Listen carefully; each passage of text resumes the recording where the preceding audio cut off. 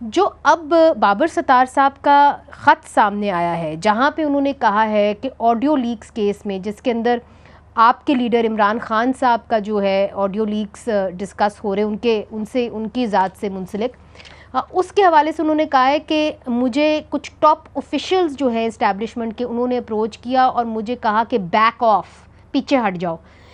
इसका नोटिस क्या chief justice को लेना चाहिए? मुंशी देखें, अब कुछ मामला इस तरह हो निकले हैं कि पहले जो पर्दों के पीछे बातें होती थी अब वो सरेआम होने लगी है। जो एग्जीक्यूटिव है उसकी जो अदलिया का काम है या जजेस को इन्फ्लुएंस करना या मदाखलत, ये पाकिस्तान का हर बच्चा बच्चा जानता है कि ये काम होता रहा है पाकिस्तान की तारीख में। और ये तो इदारे भी कह चुके हैं कि हम सारी चीजें 75 सालों से इस मुल्क में हम मैनेज कर रहे थे। अब ये सूरत इस वक्त इसलिए खतरनाक है कि मुल्क में एक बहुत ज्यादा पॉलिटिकल स्टेबिलिटी है।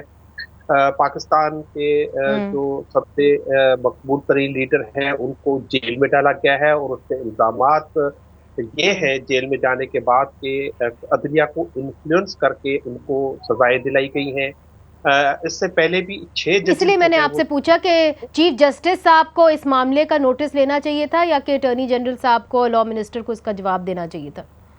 मैं आता हूँ एक मिनट ना। मेरा ख्याल है कि सबसे पहले तो बाबर सत्तार साहब ने खत जो लिखा है वो इस्लामाबाद हाई कोर्ट के ही चीफ जस्टिस को लिखा है, और उनको ही इनिशिएट करना चाहिए इस मामले में। एक बेंच बनाकर या फुल कोर्ट बनाकर तो उस मामले को इनिशिएट कर सकते हैं। लिहाजा इसको तो अभी देखना होगा, ये इवॉल्विंग है और पूरा लेटर में उसके कंप्लीट कंटेंट्स क्या है। लेकिन ये किसी से ढकी छुपी बात नहीं है कि जो ये है एक टूल के तौर पर ये ऑडियो लीक, वीडियो लीक। 6 जजेस ने भी जो खत लिखा उसमें कहा कि एक जज साहब के बेडरूम से जो है वो कैमरे निकले हैं। और बाबर सत्तार साहब जो भी छह जी, ये जजेस में तो ये शामिल थे जी जिससे जी लेटर गया, तो उनके खिलाफ आपने देखा कि कैसे जो है सोशल मीडिया पे जी उनकी पर्सनल इंफॉर्मेशन को लीक किया गया।